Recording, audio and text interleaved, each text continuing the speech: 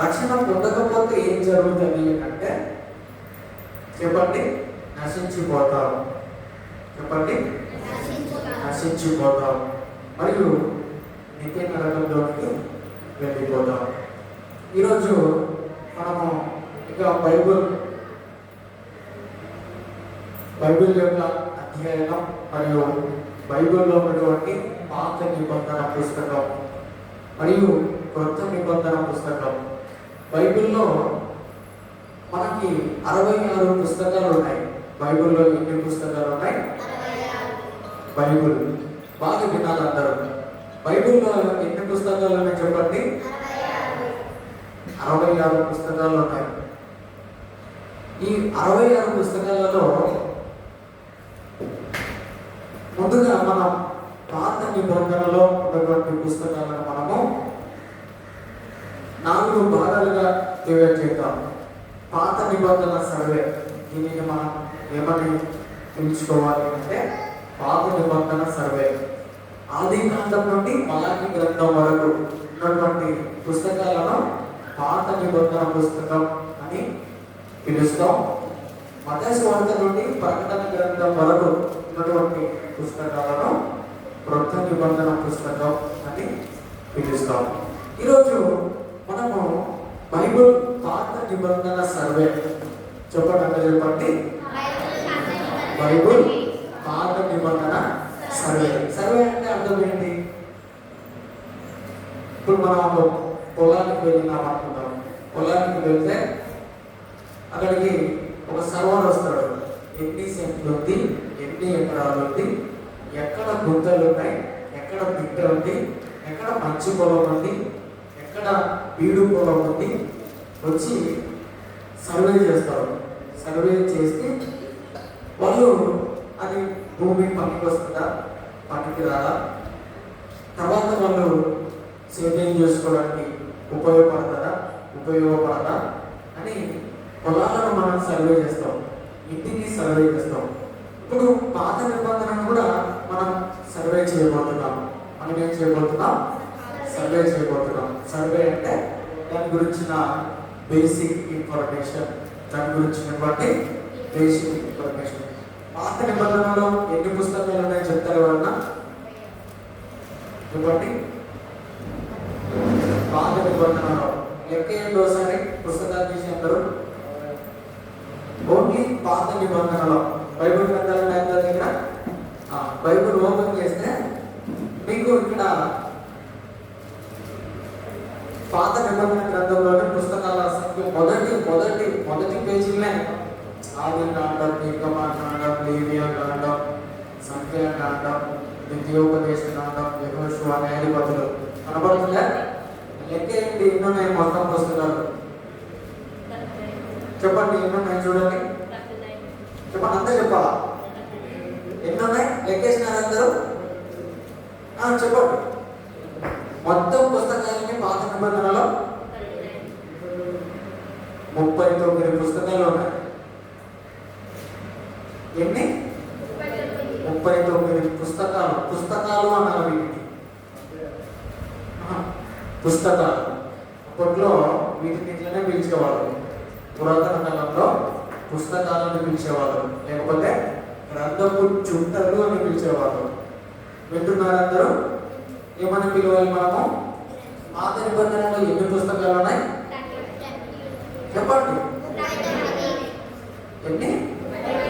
39 పుస్తకాలు ఉన్నాయి. ఎవరైనా చెప్తారా చూడకుండా? ఆది కాండం నుండి మలాకి గ్రంథం వరకు 39 పుస్తకాలు చెప్పగలుగుతారు ఎవరైనా? చెప్పండి. గుర్తొచ్చిన చెప్పండి. ఫస్ట్ ఏ పుస్తకం ఉంది? తర్వాత చూసి చెప్పండి అంటారు. చెప్పండి. అదే చెప్పాలా? అందరూ చదవాలా? బైబిల్ గ్రంథాలు ఉన్నాయి కదా అందరి దగ్గర.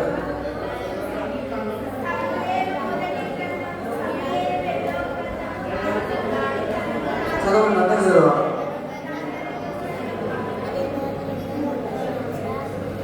చదవండి. 39 పుస్తకాలు చదవాలి మీరు. ఇప్పుడు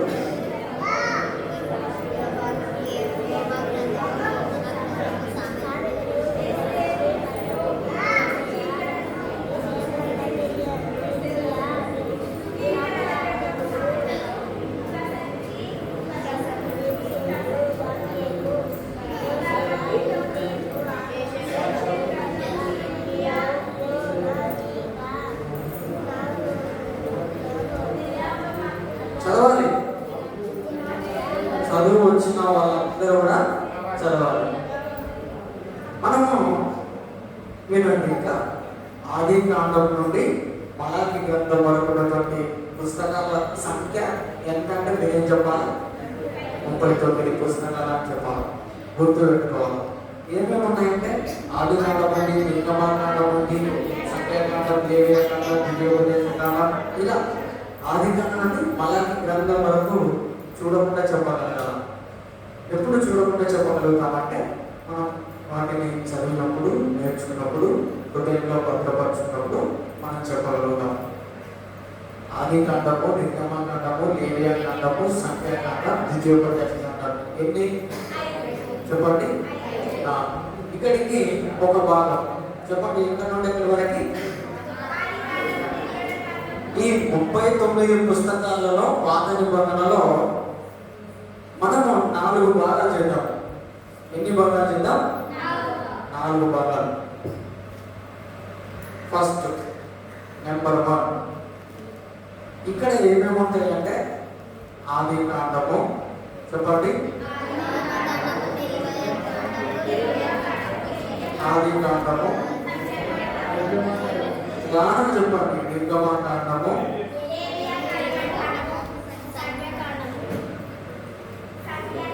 ఆది కాండము, నిర్గమాకాండము, లేవియాకాండము, సంఖ్యాకాండము, 5వ ఏంటి? ద్వితీయోపదేశకాండం.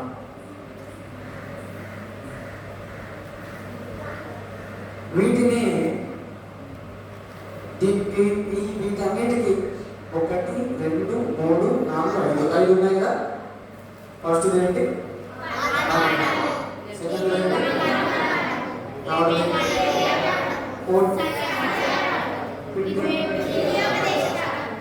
ఈ 5 పుస్తకాలకు కలిపి ఒక పేరు పెట్టారు, గ్రంథాలు. ఏమని పేరు పెట్టినారంటే పంచకాండాలు.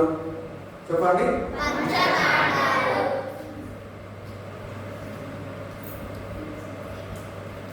ఏం పేరు? పంచకాండాలు. లేదా ఇంకొక పేరు మోషే ధర్మశాస్త్రం. చెప్పండి, చెప్పండి అందరే బాబు. ధర్మశాస్త్రం, మోషే ధర్మశాస్త్రం. హెబ్రీ భాషను ఏమని పిలుస్తారంటే తోరా అని పిలుస్తారు. హెబ్రీ భాషను ఏమని పిలుస్తారు? తోరా అంటే మోషే ధర్మశాస్త్రమే. తోరా అంటే హెబ్రీ భాషలో ధర్మశాస్త్రం, తోరా అని పిలుస్తారు. ఇది హెబ్రీ భాష. హెబ్రీ భాషలో తోరా అనగా మోషే ధర్మశాస్త్రం, లేకపోతే పంచకాండాలు, లేదంటే పంచగ్రంథాలు అని కూడా పిలుస్తారు. చెప్పండి, పంచగ్రంథాలు. బాగా గుర్తుపెట్టుకోండి. ఈ 5 పుస్తకాలను పంచకాండాలు లేదా పంచగ్రంథాలు. మోషే ధర్మశాస్త్రం, తోరా హెబ్రీ భాషలో తోరా అంటే ధర్మశాస్త్రమే. ఇందులో ఏముంటుంది అంటే ఆది కాండం నుండి ద్వితీయోపదేశకాండం వరకు దేవుడు సృష్టించడం, మానవుని సృష్టించడం, మానవుడు తప్పిపోతే మానవునికి మనలో రక్షణ భద్రత ఎలా ఇవ్వబోతున్నాడో తెలియజేస్తూ, వారందరినీ సంరక్షిస్తూ, బానిసత్వంలో ఉన్నటువంటి ప్రజలను విడిపించే క్రమం ఏదైతే ఉంటుందో ఆ సంఘటనలన్నీ ఈ 5 పుస్తకాలలో ఉంటాయి. గుర్తుపెట్టుకుంటున్నారా? వింటున్నారా? ఆది కాండం నుండి ద్వితీయోపదేశకాండం వరకు. ఆది కాండంలో సృష్టి ఆరంభం, దేవుడి సృష్టిని ఎలా సృష్టించినాడు, మానవుని ఎలా సృష్టించినాడు, మానవుడు ఏ విధంగా తప్పిపోయినాడు, తప్పిపోయిన మానవుని మరలా దేవుడు ఎలా సంరక్షించినాడు, తర్వాత వంశావళులు ఏ విధంగా వచ్చినాయి, తర్వాత నోవాహు, ఇట్లా అబ్రహాము, నోవాహు, ఇస్సాకు, యాకోబు, 12 గోత్రాలకు సంబంధించినటువంటి వ్యక్తులు, గోత్రాలు, ఈ హిస్టరీ, చరిత్ర, సంఘటనలు, తర్వాత మోషే తర్వాత యెహోషువ, న్యాయకత్వం, అవన్నీ కూడా ఈ 5 పుస్తకాలలో ఉంటాయి. వీటిని పంచకాండాలు లేదా పంచగ్రంథాలు లేదా మోషే ధర్మశాస్త్రం, హెబ్రీలో తోరాహు, వీటికి ఒక భాగం. ఈ భాగాలు ఏమేమి చెప్పండి? ఆదికాండం, నిర్గమకాండం, లేవియకాండం, సంఖ్యాకాండం, ద్వితీయోపదేశకాండం. వీటన్నిటికీ పేరు ఉంది. ఏంటి వాళ్ళ పేరు? పంచకాండాలు లేదా మోషే ధర్మశాస్త్రం. మోషే ధర్మశాస్త్రం ఎందుకు ఆ పేరు పెట్టారంటే, ఇంకా మోషే న్యాయకత్వం, నిర్గమకాండంలో వాళ్ళు బానిసత్వం నుండి ఎలా దేవుడు వారిని విడిపించినాడో ఉంటుంది. లేవియకాండంలో బలుల గురించి ఉంటుంది. బలులు ఏంటి అంటే 5 బలులు: సమాధాన బలి, నైవేద్య బలి, పాప పరిహారార్థ బలి, అపరాధ పరిహారార్థ బలి. ఇట్లా 5 బలులు ఉంటాయి లేవియకాండంలో. సంఖ్యాకాండం, తర్వాత ద్వితీయోపదేశకాండం. ద్వితీయోపదేశకాండం అంటే మరలా జరిగిన సంఘటనలనే మరి ఒకసారి జ్ఞాపకం చేయడం. వీటన్నిటినీ ఒక భాగంగా పండితులు డివైడ్ చేసినారు. అంటే మనం ఏం చేస్తున్నాం అంటే బైబిల్ పాత నిబంధనలో ఉన్నటువంటి సర్వే చేస్తున్నాం. మనం ఏం చేస్తున్నామో సర్వే. వీటిని సర్వే గుర్తుపెట్టుకోండి బాగా. మనము ఏ పుస్తకంలో ఏముంటుంది, ఏ గ్రంథంలో ఏముంటుంది, ఏ గ్రంథంలో ఏం జరిగింది, ఈ గ్రంథంలో ఏం జరిగింది, ఈ గ్రంథంలో దేవుడు వారిని ఎలా సృష్టించినాడు, ఎలా మాట్లాడినాడు, ఎలా వారిని సంరక్షించినాడు అన్నటువంటి విషయాలు ఇందులో ఉంటాయి. ఇప్పుడు ఎక్కడి వరకు అయిపోయింది చెప్పండి? ద్వితీయోపదేశకాండం వరకు. తర్వాత నెక్స్ట్ పుస్తకం ఏం కనపడుతుంది మనకి? చెప్పండి చెప్పండి అందరూ ఎక్కువ. ఇప్పుడు రెండోది యెహోషువ నుండి. ఎక్కడి నుండి? యెహోషువ. యెహోషువ తర్వాత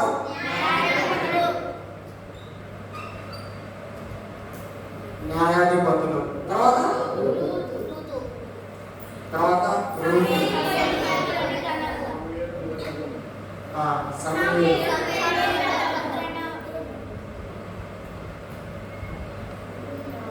సమూయేలు 2.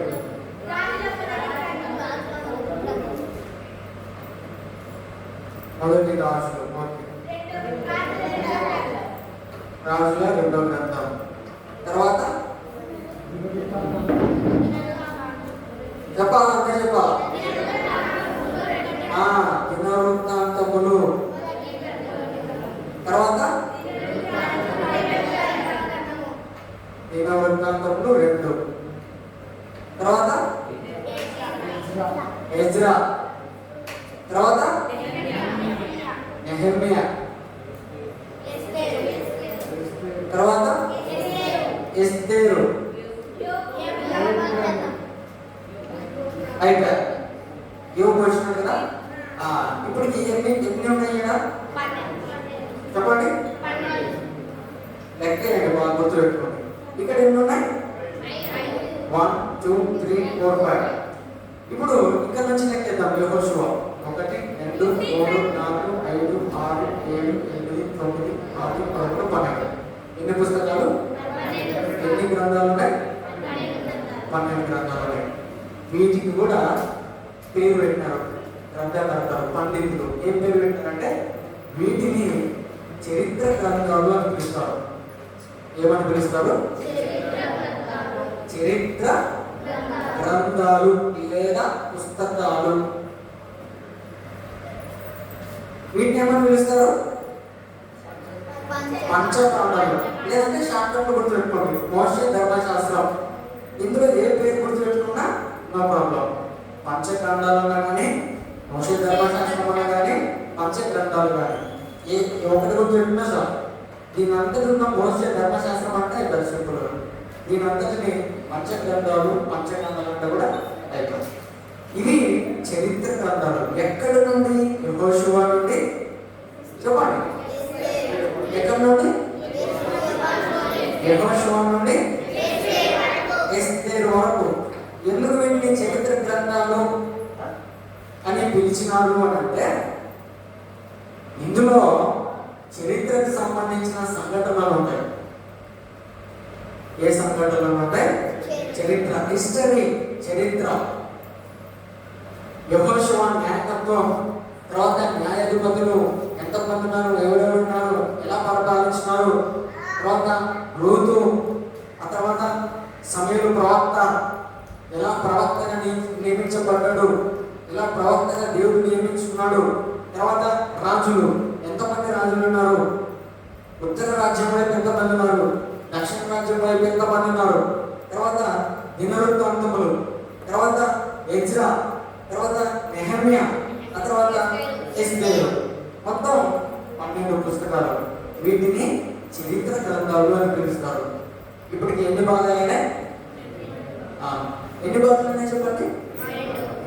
ఒకటి ఆదికాండం నుండి ద్వితీయోపదేశ కాండం వరకు మధ్య గ్రంథాలు.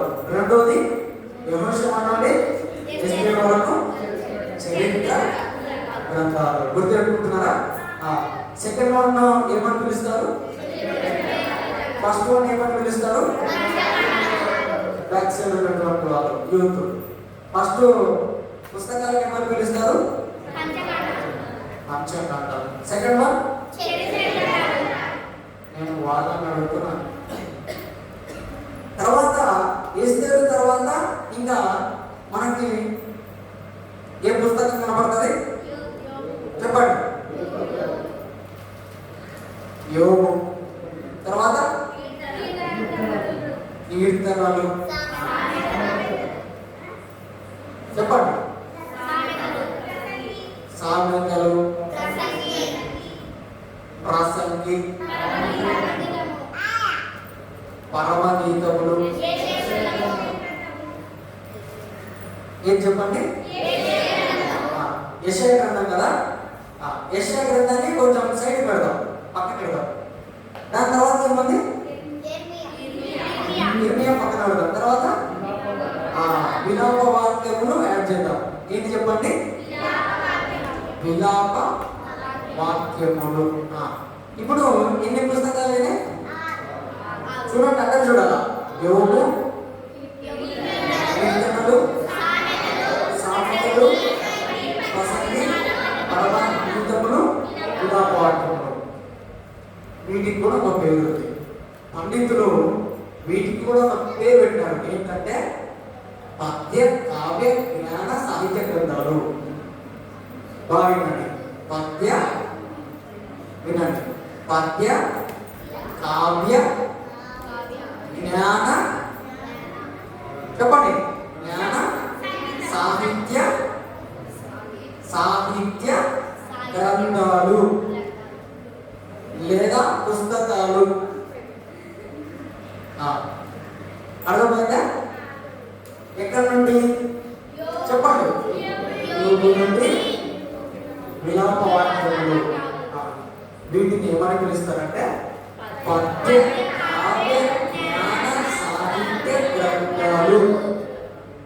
కొంచెం కష్టం ఉండదు, కానీ ఎందుకు ఆ పేరు పెట్టినారు అంటే ఇందులో చదివే వచనాలు కానీ రెఫరెన్స్లు కానీ పద్యాల రూపంలో ఉంటాయి, కీర్తనలు పాటల రూపంలో ఉంటాయి, ప్రసంగి, పరమగీతములు, విలాప వాక్యములు, విలపించేటువంటి మాటలు, దుఃఖపడేటువంటి మాటలు, సామెతలు, జ్ఞానానికి సంబంధించినటువంటి లేఖన భాగాలు, కీర్తనలు, ఇట్లా ఉన్నాయి. కాబట్టి పద్య రూపంలో ఉన్నాయి.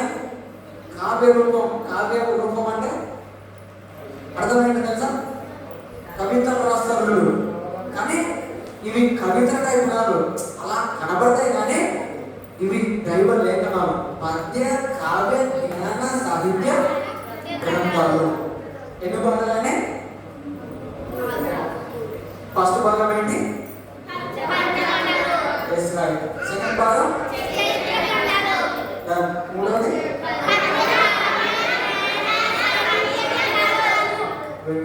పద్య, కావ్య, జ్ఞాన, సాహిత్య గ్రంథాలు.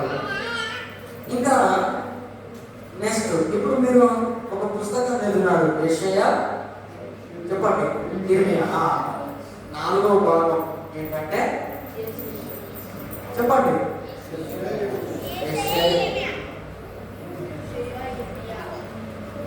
యెషయా, ఇర్మియా, తర్వాత యెహెజ్కేలు. యెషయా, ఇర్మియా, యెహెజ్కేలు, యెహెజ్కేలు, దానియేలు. ఒక్క నిమిషం స్టాప్.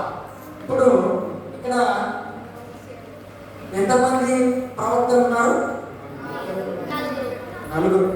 1 2 3 4. ఎవరెవరు వీళ్ళు? యెషయా, ఇర్మియా, యెహెజ్కేలు, దానియేలు. వీళ్ళని పెద్ద ప్రవక్తలు అని పిలుస్తారు. పెద్ద ప్రవక్తలు ఏమని పిలుస్తారు? పెద్ద ప్రవక్తలు అంటే పెద్ద పని అప్పగించినట్టు కాదు, కానీ దాంట్లో ఒక సంఘటన ఉంది, దాంట్లో హిస్టరీ ఉంది, దాంట్లో ఒక చరిత్ర ఉంది. ఎందుకు వాళ్ళు పెద్ద ప్రవక్తలు అని పిలిచినారంటే చెరకు ముందున్న ప్రవక్తలు, చెర తర్వాత ఉన్నటువంటి ప్రవక్తలు ఉన్నారు. సో అందరి బట్టి అలా డివైడ్ చేయడం జరిగింది. పండితులు పెద్ద ప్రవక్తలు అని పిలుస్తారు. తర్వాత నెక్స్ట్ చిన్న ప్రవక్తలు. నెక్స్ట్ ఎవరు చెప్పండి? చదవండి. నెక్స్ట్ ఎవరు? నెక్స్ట్ పుస్తకం దానియేలు తర్వాత ఎవరున్నారు? హోషేయ, యోవేలు, ఆమోసు, ఓబద్యా, యోనా, మీకా, నహూము, హబక్కూకు, జెఫన్యా. ఇట్లా చదవండి. అసలు ఉంటాయి కదా ఇక్కడ బైబిల్స్ ఉన్నాయి కదా, చదవండి మళ్ళీ. హోషేయ, యోవేలు, ఆమోసు, ఓబద్యా, యోనా, మీకా, నహూము, హబక్కూకు, జెఫన్యా, హగ్గై, జెకర్యా, మలాకి. ఇప్పుడు చెప్పండి, 1 by 1 చెప్పండి. ఫస్ట్ హోషేయ చెప్పండి. యోవేలు చెప్పండి. యోవేలు తర్వాత ఆమోస్, తర్వాత ఓబద్యా, యోనా, మీకా, నహూము, హబక్కూకు, జెఫన్యా. జెఫన్యా తర్వాత హగ్గై, హగ్గయి, జెకర్యా. జెకర్యా కాదు, జెకర్యా. జెకర్యా, మలాకి. వీరిని ఏమని పిలుస్తారు? ఏమని పిలుస్తారు? చిన్న ప్రవక్తలు. వీరిని ఏమని పిలుస్తారు? పెద్ద ప్రవక్తలు. వీరంతా ప్రవక్తల సమూహం. చిన్న ప్రవక్తలైనా పెద్ద ప్రవక్తలైనా దేవుని దృష్టిలో వాళ్ళు ప్రవక్తలు. అదే చెప్పాను కదా, చెరకు ముందున్న ప్రవక్తలు, చెర తర్వాత ఉన్నటువంటి ప్రవక్తలను అలా డివైడ్ చేయడం జరిగింది. పెద్ద ప్రవక్తలని, చిన్న ప్రవక్తలని చెప్పడం జరిగింది, డివైడ్ చేయడం జరిగింది. ఇప్పుడు మొత్తం లెక్కేస్తే ఎంతమంది ఉన్నారో చెప్పండి. 1 2 3 4 5 6 7 8 9 10 11 12 13 14 15 16. పెద్ద ప్రవక్తలు ఎంతమంది? 4. చిన్న ప్రవక్తలు ఎంతమంది? 12. ఇప్పుడు లెక్కేద్దాం. ఇక్కడ ఎన్ని పుస్తకాలు ఇవి? 5. తర్వాత ఇక్కడ ఎన్ని పుస్తకాలు? చెప్పండి. 12. ఓకే. ఇక్కడ ఎన్ని పుస్తకాలు? +6. ఇక్కడ ఎన్ని పుస్తకాలు? 4 ప్లస్ ఇక్కడ 12. మొత్తం ఎంత?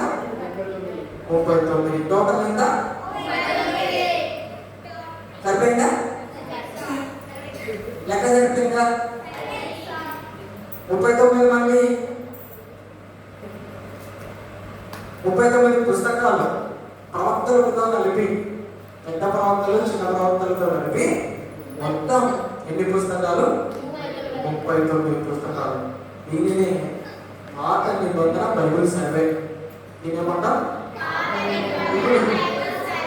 కేవలం సర్వే చేసిన మనం అంతే.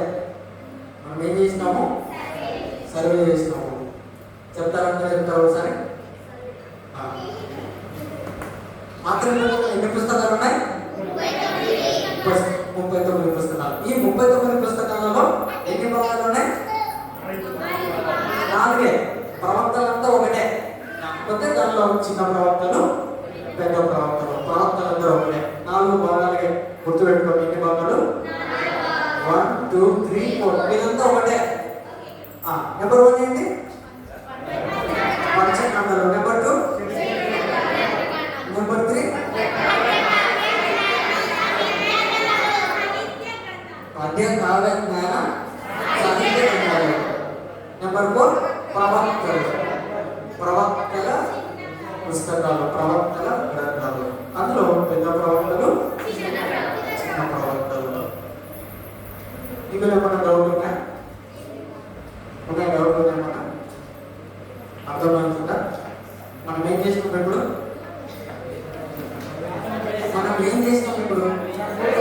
సర్వే చేసినామా లేదా? సర్వే చేసినాం. దీనిని పాత నిబంధన బైబుల్ సర్వే. నెక్స్ట్ కొత్త నిబంధన వస్తుంది.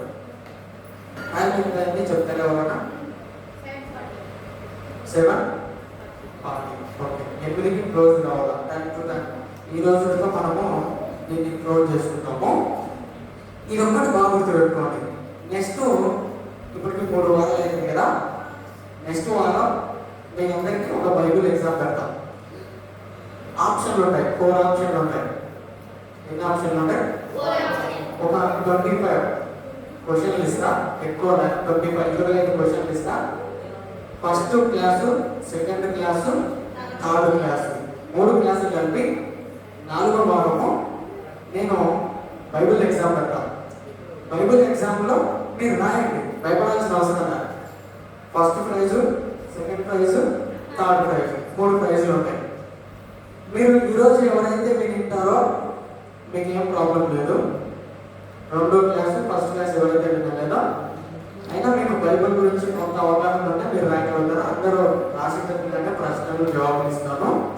ఇది బాగా గుర్తుపెట్టుకోండి. ఇందులో నుంచి ఎక్కువ ప్రశ్నలు ఇస్తాను. థర్డ్ రోజు అందరూ బాగున్నారు కాబట్టి ఎక్కువ ఇస్తుంది కాబట్టి ఇందులో నుంచి ఎక్కువ నేను ప్రశ్నలు ఇస్తాను. అందరూ రాయగలుగుతారు కదా.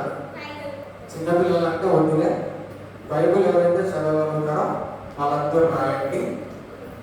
ఎవరైతే చదవలేరో వారు రాయకపోయినా ఏం ప్రాబ్లం లేదు. మీరు వీటిని బైహార్ట్ చేయాలి. మీరు వీటిని ఏం చేయాలంటే నేర్చుకోవాలి. ఈ 39 పుస్తకాలకు మీరు ఏం చేయాలా?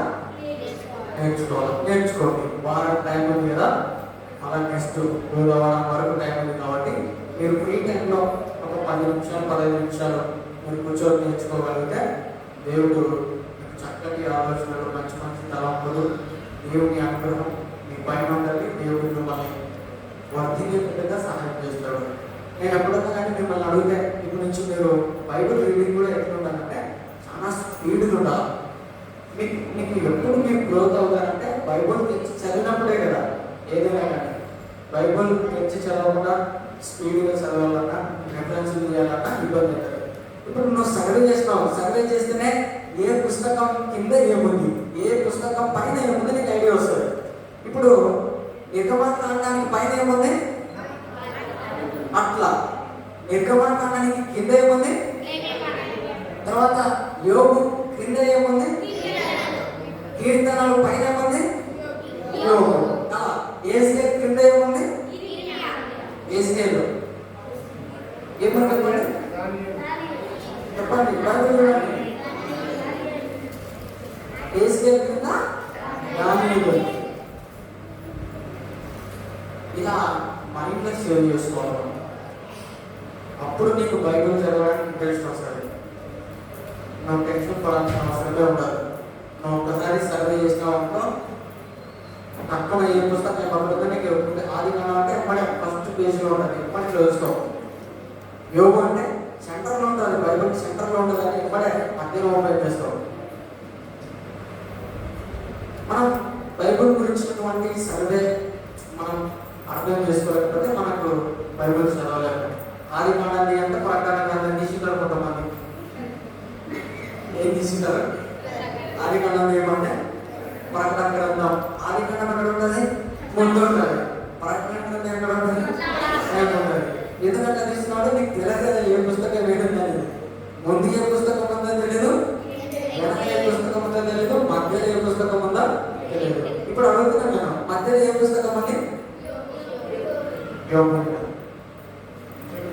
చెప్పండి, ఏ పుస్తకం ఉంది? మధ్యలో ఏ పుస్తకం అంటే ఉన్నాయి, చాలా ఉన్నాయి. మధ్యలో ఇంకా అంటే పర్ఫెక్ట్గా అంటే మనం చెప్పలేము, మనం దాని గురించి తెలుసుకుంటేనే చెప్పగలుగుతాము. పాత నిబంధనలో చివరి పుస్తకం ఏముందంటే మత్తయి పాఠాలు. మలాకి పైన ఏముంది అంటే జకర్యా. ఇలాంటి ఐడెంటిఫై కలిగి ఉంటే నీకు బైబిల్ చదవడం చాలా సింపుల్. నీకు ఇంకా ఇష్టం దొరుకుతుంది బైబిల్ చదవడానికి. కష్టంతో చదవకూడదు, ఇష్టంతో చదవాలి బైబిల్. ఎట్లా చదవాలా? ఏదో నెత్తి మీద గుడ్డు పెట్టి పోయి అన్నట్టు కాకుండా ఇష్టపూర్వకంగా చదివితే మీకు ప్రతిదీ సింపుల్గా అనిపిస్తుంది. ఇష్టంతో చదవాలి బైబిల్ గ్రంథాన్ని, కష్టంతో చదవకూడదు. కొంచెం భయంతో చదవాలి. భయం అంటే దేవుడు అనే భయంతో. బైబిల్ గ్రంథం తెలిస్తేనే ఇక్కడ దేవుడు నాతో మాట్లాడతాడు అనే దృష్టితో చదవాలి.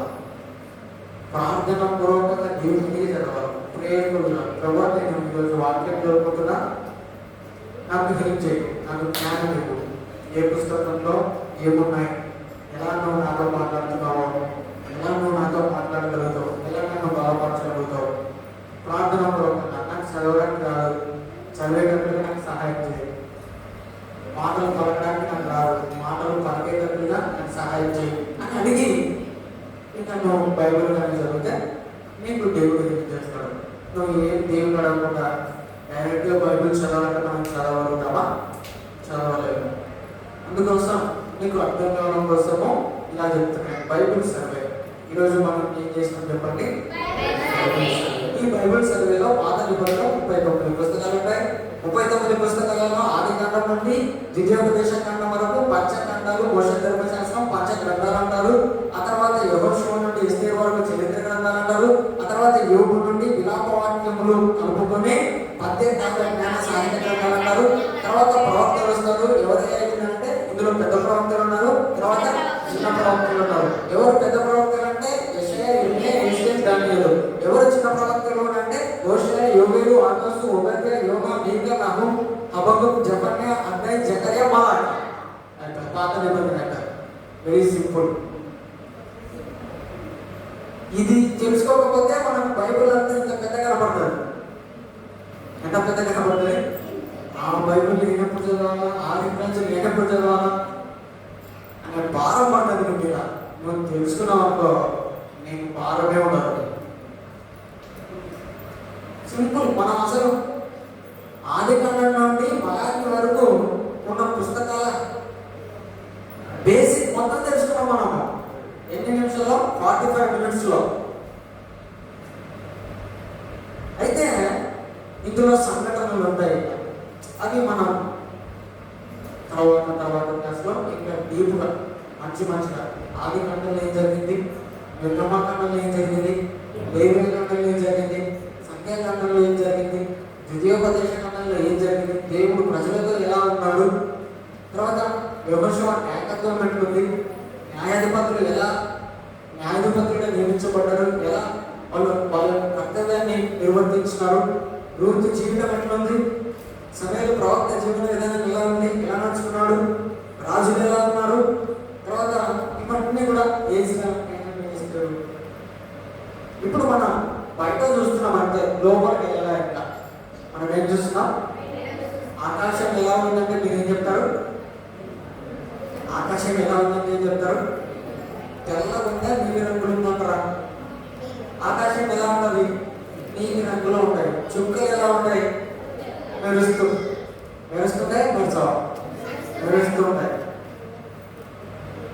బేసిక్ పైన కనపడే చెప్తున్నాను, నేను లోపల ఉండే చెప్పట్లేదు. ఇది కేవలం బేసిక్ పైన కనపడేది మాత్రమే. ముందు కనపడేది ఇలా ఒక తెర ముందు కనపడేది, తెర లోపల వేరే ఉంటుంది. మన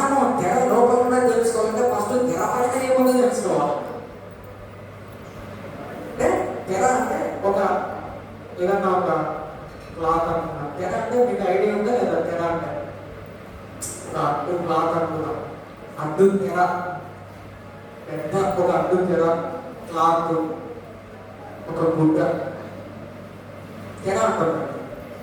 తెర వెనక ఏముంటుంది అంటే ఏముంటుంది చెప్పండి? అది ముందు ఏముందో తెలుసుకుంటా, దాని వెనక ఏముందో తెలుసుకుంటాం. మీకు అర్థమైందా లేదా? అందరికి బాగా అర్థమైందా? ఇప్పుడు మీరంతా సైలెంట్ ఉండండి. నేను ఓన్లీ వాయిస్ అడుగుతాను. బైబిల్లో పాత నిబంధనలు ఎన్ని పుస్తకాలు ఉన్నాయి? ఎన్ని ఉన్నాయి? ఈ 39 పుస్తకాలను ఎన్ని భాగాలుగా డివైడ్ చేసినా? మిమ్మల్ని అడుగుతా అప్పుడు సమాధానం ఇవ్వాలి. ఎన్ని భాగాలు ఉన్నాయి? ఫస్ట్ భాగాన్ని మనం ఏమని పిలుస్తాం? ఇవి ఏవేవి? రైట్. సెకండ్ భాగాన్ని ఏమని పిలుస్తాం? ఇవి ఏవేవి? యెహోషువ, న్యాయాధిపతులు, రూతు, సమూయేలు మొదటి గ్రంథం, సమూయేలు రెండో గ్రంథం, రాజుల మొదటి గ్రంథం, రాజుల రెండో గ్రంథం, దినవృత్తాంతముల మొదటి గ్రంథం, దినవృత్తాంతముల రెండో గ్రంథం, ఎజ్రా, నెహెమ్యా, ఎస్తేరు. ఇవి చరిత్ర గ్రంథాలు. తర్వాత థర్డ్ వన్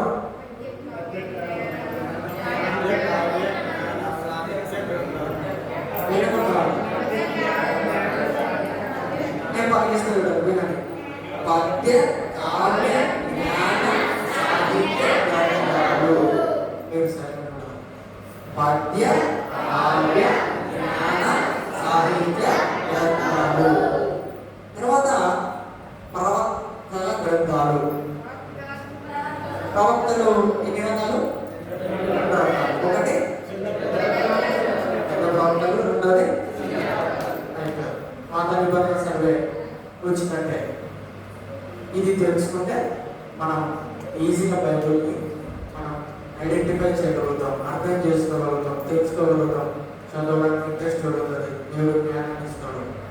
ఇది తెలుసుకోకపోతే యా పుస్తకం ఎప్పుడుగా మనకు ఐడియా ఉంటుంది. ఇప్పుడు ఐడియా వస్తుందా రాదు? మీకు దీన్ని బట్టి మీకు ఈ సర్వేని బట్టి మీకు ఐడియా వస్తుందా రాదా? ఇప్పుడు చర్చస్ చుట్టూ ఎన్ని మొక్కలు ఉన్నాయంటే ఎవరికైనా ఐడియా ఉంటుందా? ఎన్ని మొక్కలు ఉన్నాయంటే ఎవరికైనా ఐడియా ఉందా? పోనీ మెట్లు ఎక్కుతాం, ఎన్ని మెట్లు ఉన్నాయి ఐడియా ఉందా?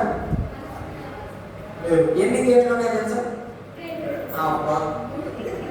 ఎన్ని గేట్లు ఉన్నాయి? గేట్లు గుర్తున్నాయి అంటే మెట్లు గుర్తులేవు, మొక్కలు గుర్తులేవు. బైబిల్ కూడా అంతే. మనం ఏ దానినైతే ఎక్కువ ఫోకస్ పెడతామో మనకు అదే గుర్తుంటుంది. ఏ దానినైతే ఫోకస్ పెట్టలేమో అది గుర్తుంటుంది. మొక్కలు చూస్తున్నావు, కానీ ఎన్ని మొక్కలు ఉన్నాయని ఏ రోజైనా నువ్వు తెచ్చేసినావా? మెట్లు ఎక్కుతున్నావు, ఏ రోజైనా ఎన్ని మెట్లు ఉన్నాయని నువ్వు ఎప్పుడైనా ఆలోచించినావా? నువ్వు ఎందుకంటే అవసరం లేదు కాబట్టి. కానీ బైబిల్ కూడా అలాంటిదే.